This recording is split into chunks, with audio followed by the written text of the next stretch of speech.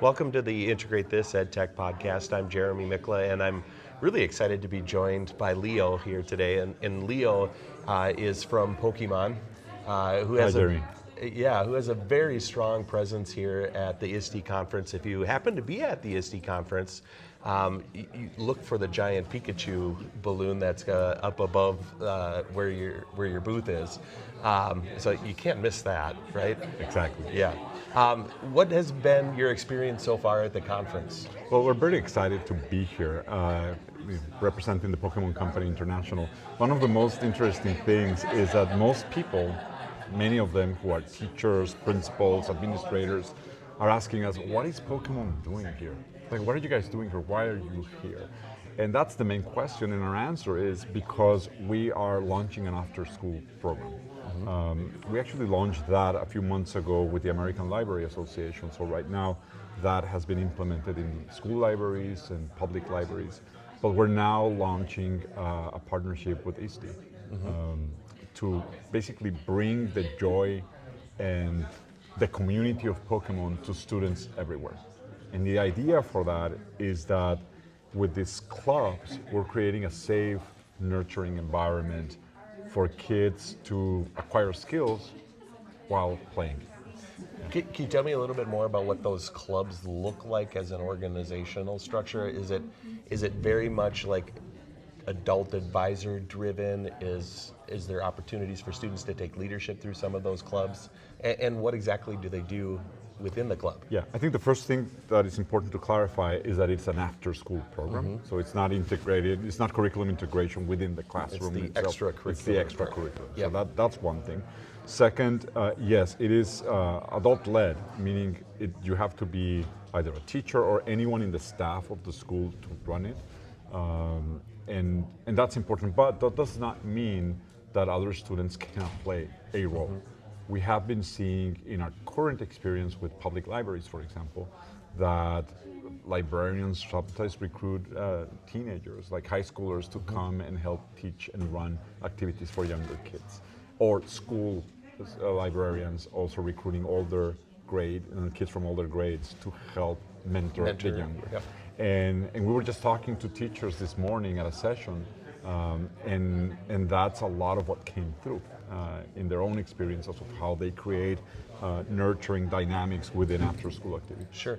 And I think organically some of those clubs have probably been in existence. And I know even my son, who when he was in college, he graduated from college like a year ago, but was part of the Pokemon Club at the college that he was at. You're totally right. And so he's just a Pokemon Go fool. He goes to events that they have all over the place, and so I've seen not just like the engagement that he's had when he's playing the game, but also I think the other benefits that come along with it, the collaboration, the communication. When you're playing Pokemon Go, it's the physical exercise you're getting all at the same time. So I'm imagining some of those same benefits are what you're hoping to instill in these extracurricular clubs. Totally. You just mentioned one of the key ones. Engagement is one of the main reasons why many teachers they want to do this, because of a student engagement. The kids want to come. That's one thing. Many clubs have been happening already, but schools or teachers are doing it just with their own devices, which means sometimes teachers buying materials or parents donating materials. And we wanted to formalize or have a formal structure for schools now to be able to get all of this for free. This is a free program. It's a free program where we provide all the materials for the clubs to have cards and games for everyone to be able to play. One of the things that we're trying to achieve with this program is to provide broad access. And providing broad access means lowering certain barriers of entry. To make it accessible. Yes, and for me, the barriers of entry primarily are three. One is geographical. So we want to make sure that we are well distributed throughout urban, suburban, and rural locations. And the reason for that is currently not everyone can go to a league or a store or places where people gather to play, because those mostly gather on certain stores, retail stores, specialty stores. And sometimes there are kids in schools that live 200, 300, 400 miles away from the nearest store. So that's one barrier. Right. So we're trying to have clubs in schools everywhere. The second is social economic. Like we want to make sure that that's why the materials are free, and these materials are for the clubs to have, so that any kid that comes to the club, whether they have cards or not, will find resources there to play, which will remain there for other kids to come. And then the third piece, in terms of lowering barriers of entry, is making it easy for kids to learn. So Pokemon, the trading card game, is like chess. Yeah. It's like chess, I said, on steroids because of all the characters and all that. But it doesn't need to be that complicated at first. You can learn in a scaffolded way. And that's what we're trying to do with the club. So they play mini games, they play, this is not a competitive environment, so we don't expect the kids to learn how to play with the 60 card regulation decks. Like they just need to play with a few cards, learn the first moves, the gameplay dynamics, and they will slowly be... It'll build as they progress, and the longer they stick with it. Exactly. The other thing that we're trying to make sure we do here is, I'm talking about the card game, not necessarily video. Yep. Like this is we're leading with kind of non-screen activities. Yep. Yeah. You're getting that engagement, and it's not going to be on a device that's going to shine that light back in your face. But Exactly. you're getting the light shined off of the person that you're interacting with. And that is critical because when we were putting together this program, we started figuring out if there was research. We anecdotally knew the benefits that this can bring to children, but we said there must be research out there. And it happens that Columbia University has a teachers college, and the teachers college has a lab that studies game and gamification in education. And in 2011, they went out and analyzed trading card games, and they specifically analyzed three. One that's called Yu-Gi-Oh, Magic, and Pokemon. And their findings were like that someone who plays these games basically acquires skills that are cognitive, like strategic thinking, resource planning, or academic, like reading comprehension and math. Every single move you do in the game requires math. And actually social and emotional learning skills. And we have been seeing that last category is perhaps the one that promises more opportunity. And maybe one that surprised you. Or did you think that was there? We knew it anecdotally. Yeah. And then it was interesting for us to see that someone with the right credentials and the academic background identified that as well. So now we're hearing from the people who organize clubs that that's what they most like about the club. The fact that the kids come and they have to play face to face and they interact and they learn about sportsmanship, about how to engage with other kids. Yeah. Let's talk a little bit about the session that you had Yep. earlier today, which was called?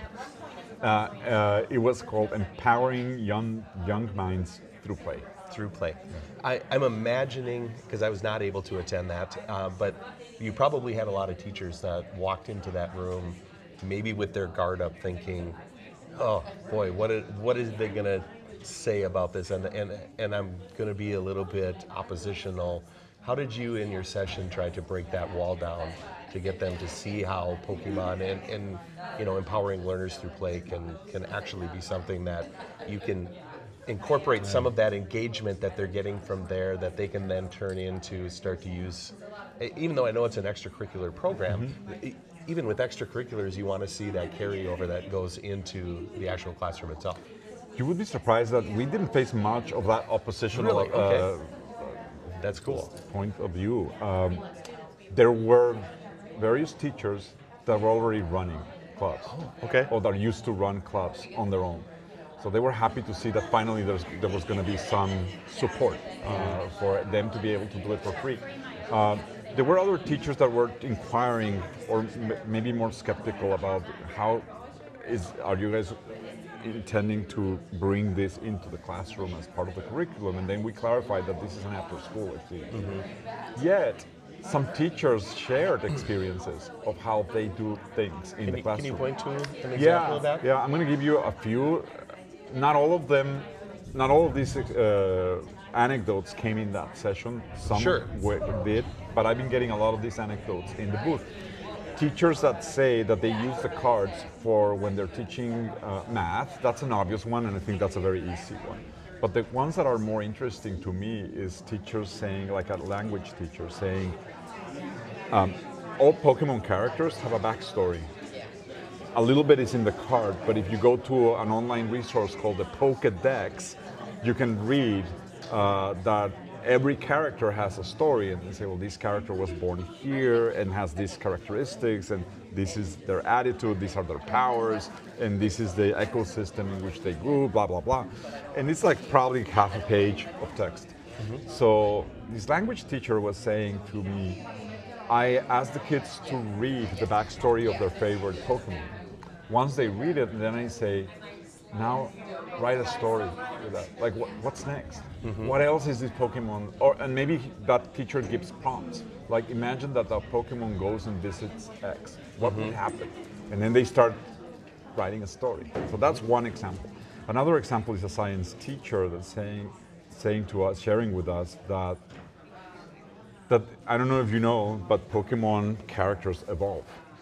So all Pokemons have a basic character, and then they evolve and they have more powers, and even their physique changes, and they become more powerful. Sometimes they have two evolutions, and they become even more powerful. So then this teacher uses that for kids to understand what evolution is. And then just relates that back to the theory. Well, maybe even it kind of helps the student understand too how they change over time as well. Yeah. So those are ways to tie in topics. Yeah.